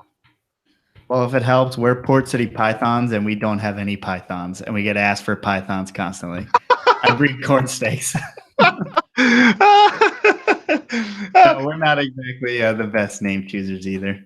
Yeah, we've gone back and forth on our name, and whether as we expand into, say, aquatics, and as we expanded into plants, if we would keep the name Josh's Frogs. But I just feel like we've put a lot of work behind that name, and and that people have like an expectation of what that means. And so we right now, the question has always been like, okay, when we're doing dog and cat stuff, is it still gonna be Josh's Frogs? And I'm always like, yep, it'll just always be Josh's Frogs, or whatever we're doing. Yeah, I think at this point you got to dig your heels in. That's right. So, I mean, you guys, though, are very prevalent on things like social media, or especially you, obviously, you have a YouTube channel going on. Like, do you have someone who takes care of all that for you? And basically, a lot of people neglect that in our hobby, I feel. And do you think that is to your advantage? Yep. I think part of it is a uniqueness to our size that we have the resources to do that. Like, I mean, I think it goes back to like what you're asking about, like a one-man guy trying to do a business. Like, I would suck at social media. I'm way too old. I don't understand what's current. Like, I would suck at that type of stuff. Hey, fairy gardens. I know. There's more Exactly. I got that up on you guys. We have a marketing team. It is 4 people. We we've just developed that team over the past couple of years. We relied very heavily on word of mouth, but looking back at our mission to help as many people connect with nature as possible, we really felt like that we needed to put our industry in a good light, and whether that means communicating how easy it is to take care of stuff, but or what's available to keep in our hobby, that was going to be something that we were going to invest time in. And so it's been really cool. That team is really, we like to say, making it up as they go along, but just trying to figure out what works and what doesn't work, and what resonates with customers. And it's a tough boat for them to be in, trying to be knowledgeable about everything that we work with, but they've managed it in a really cool way. And I think a lot of our recent success would be tied to the work that they're doing. Yeah, we're just really proud of that team.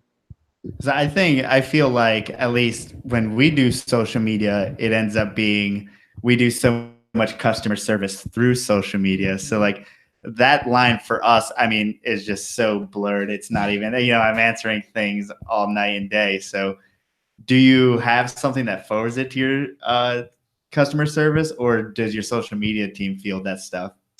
Great question. All of our communication, no matter how somebody communicates with us, all comes into a centralized location. So if you comment on a YouTube channel, if you send us a Facebook Messenger, if you email us, if you respond, if you just hit reply to one of the emails that we send out to you, it all gets funneled to one area.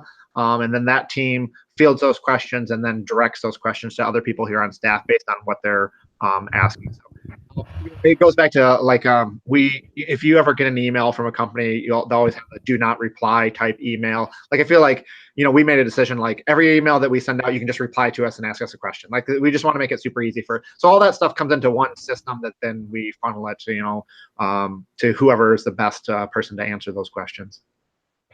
Yeah, that's super cool technology. Yeah, it is.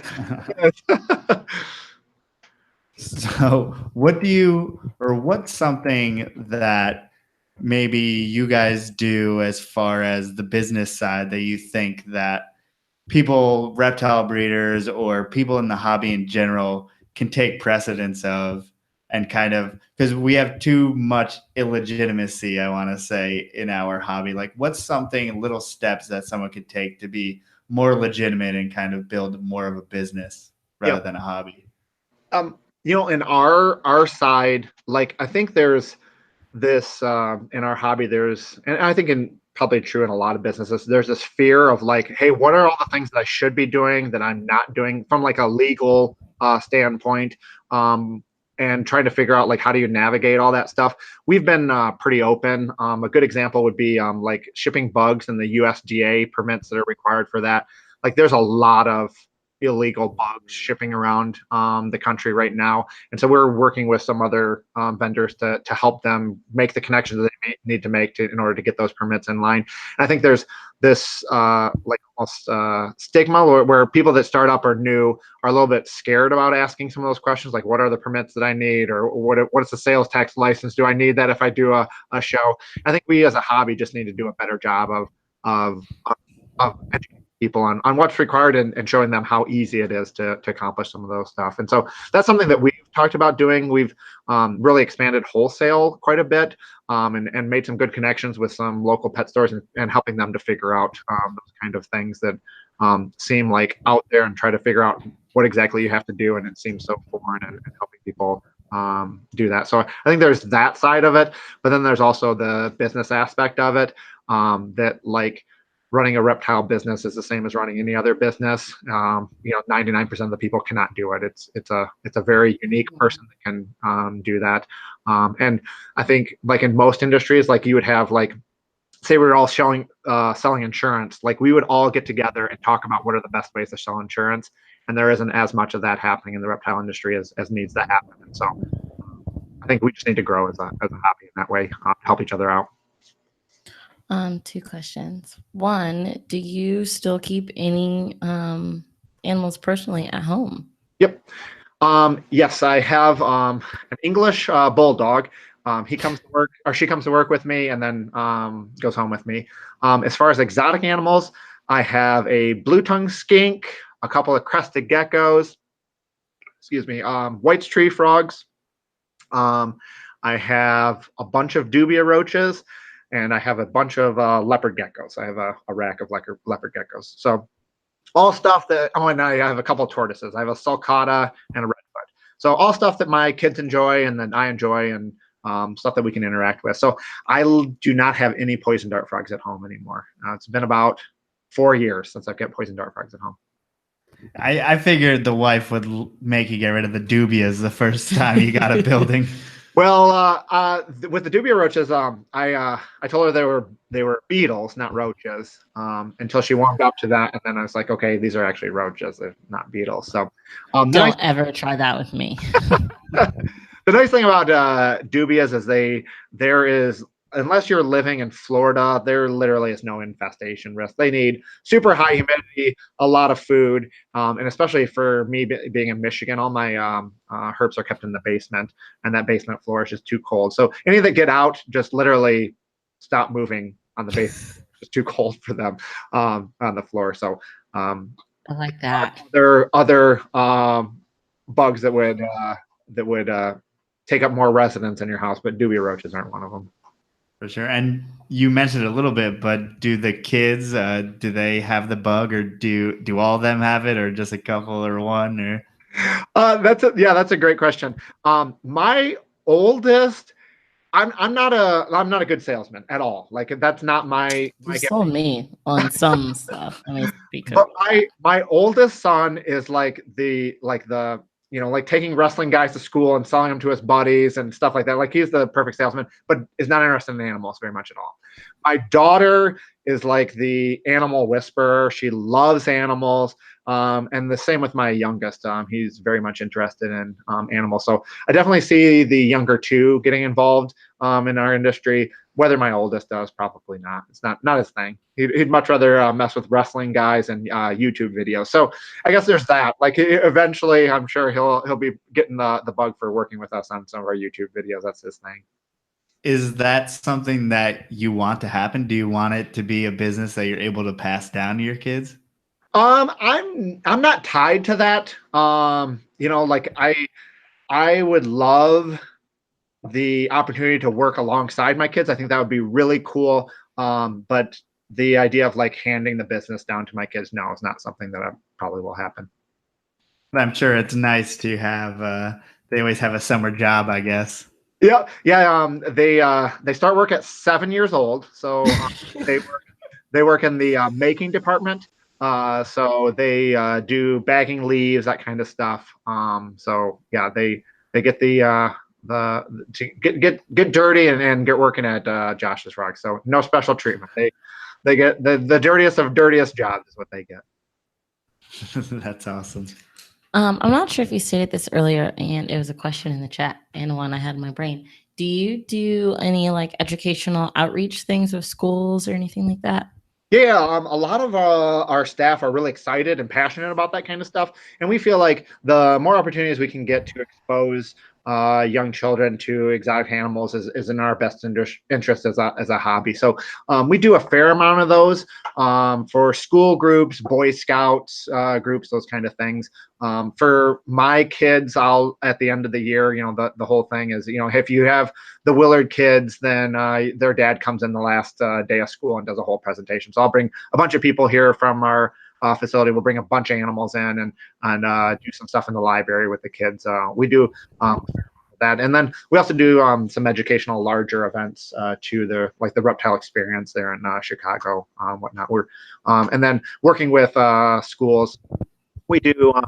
There's a website called Donors Choose where teachers can come up with a project, and then we help spread the word so that those projects get funded, so that they can keep exotic animals in the classroom, and then working with the local schools here to make sure that they get the stuff that they need to in order to share that kind of stuff with the children. So we're very much involved in that.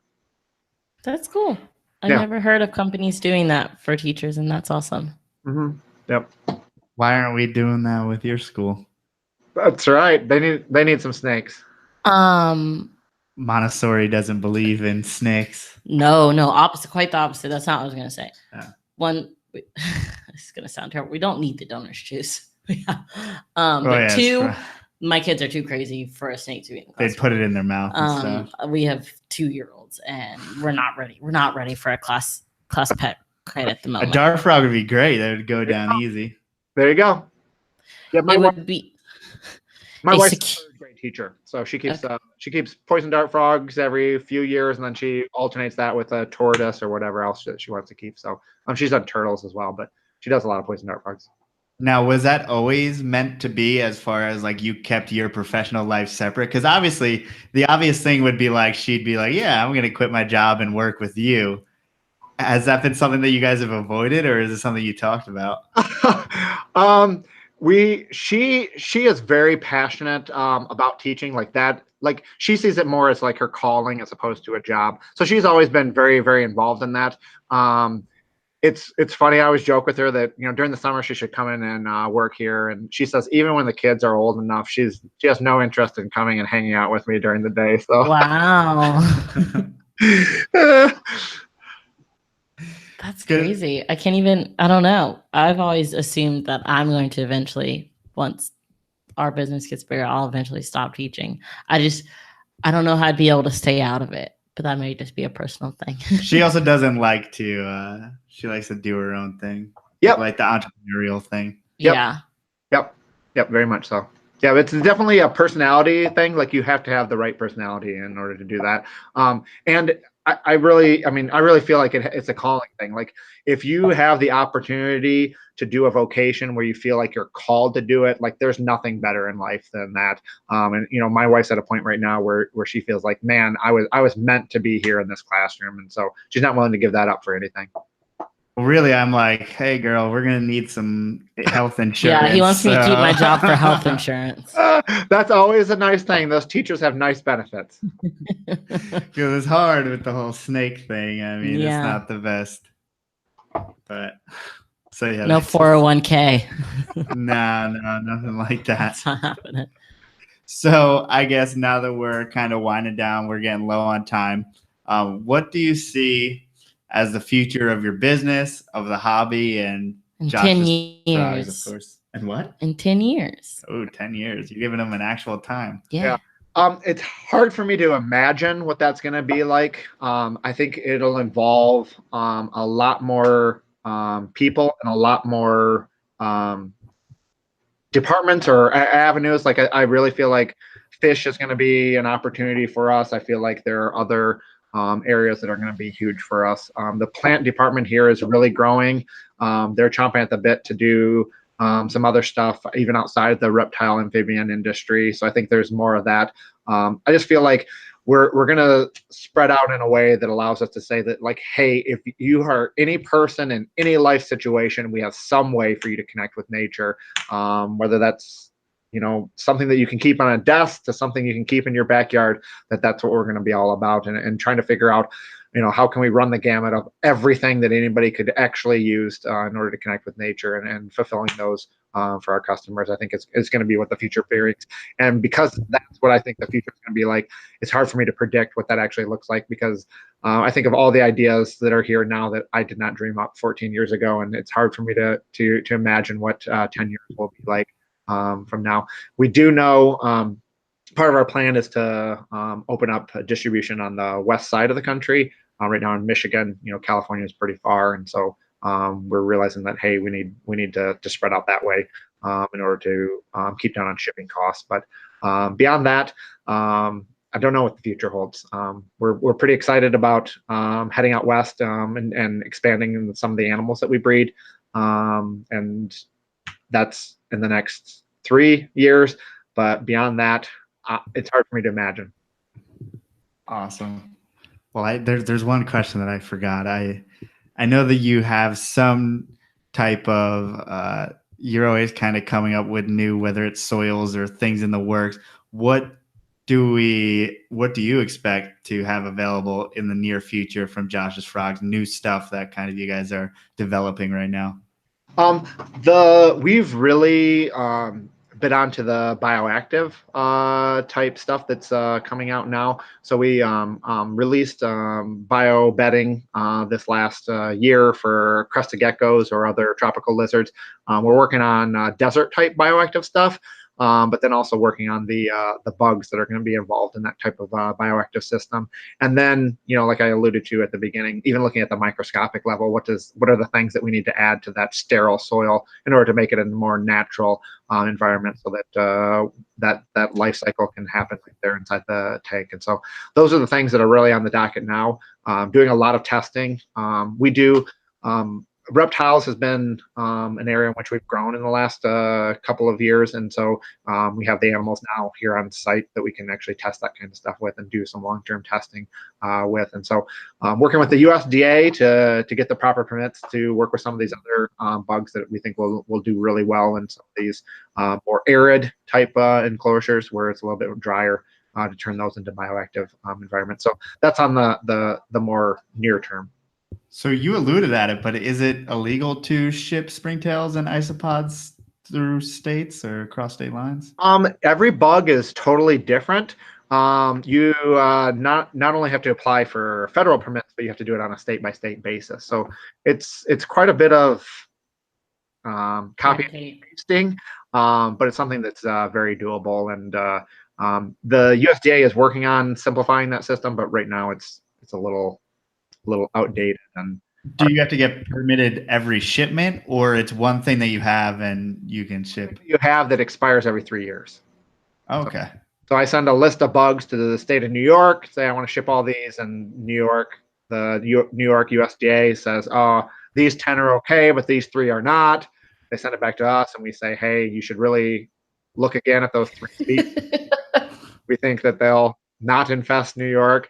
And they require that we include the permits with every shipment. So when you order from us, we send you an email that's got a link to all the permits. So we send you all 50 states. So you have to scroll through all 50 to find your state, but it does meet the requirements for that. And then on a lot of our bugs, they require us to add a pamphlet of on how to dispose of those bugs. And we worked with the USDA to say, hey, can we make this form a little bit more user-friendly and actually make sense? And they said yes. So we have our infamous "Don't Be a Richard" form that outlines how not to be a Richard and just let your bugs out when you're done with them. So those are the requirements on the permits. And then that one took Melissa a little bit too long. Shut up! I was about to say I'm mad how long it took me to get that. But yeah, you weren't lying. That whole process sounds very outdated. I mean, having to send things back and forth. State. Right. And just as an aside, the most annoying part about this whole system is that the password for the USDA system expires every 90 days, and you cannot use the password that you used the last 25 times. Wow, because it's so secure because someone's going to break in. Yeah, that's right. And I don't know what they would do if they even broke it. Like, what are they going to do? I don't know. That's terrible. Wow. Okay, cool. I have more questions about that we don't have time for. But our last question, I can't even say we always ask our guests, but we've lately been asking our guests.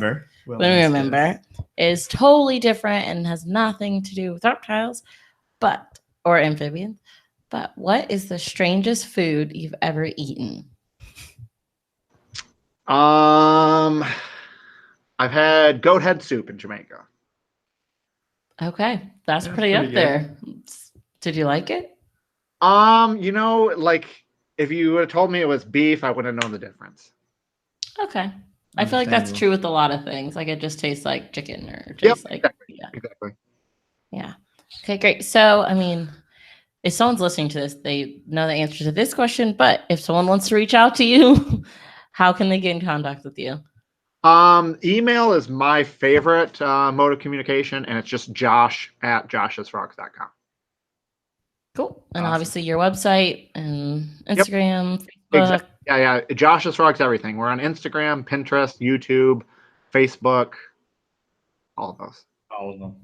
Awesome. Okay, And you great. can find us at portcitypythons.com, Portcitypythons Instagram, Facebook, all that good stuff. Besides Pinterest, you got us on that one. And then, of course, you're listening to the podcast right now. What else is there? I don't know. I wanted to talk about the Paul podcast for a second, but I didn't know we were going to get so much flack for that. And if you listen this far in this podcast, please listen to that one. To the previous one before you give us hate for before it. you give us a negative comments for having him on, because he was a cool dude. And Okay. So thanks, everyone. Thank you, Josh, for coming on.